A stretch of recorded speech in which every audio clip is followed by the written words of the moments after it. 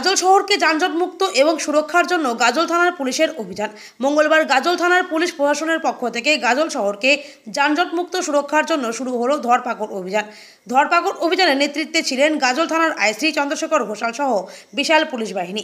এদিন সকালে 512 নম্বর জাতীয় সড়কের গাজল ব্লক গেট থেকে শুরু হয় ধরপাকড় অভিযান। হেলমেট এবং কাগজপত্রবিহীন প্রচুর মোটরসাইকেল পাকড়াও করে সরকারি নিয়ম মেনে জরিমানা করা হয়। এছাড়াও রাস্তা দখল করে দাঁড়িয়ে থাকা অনেক চারচাকা গাড়িরও জরিমানা করা হয়েছে।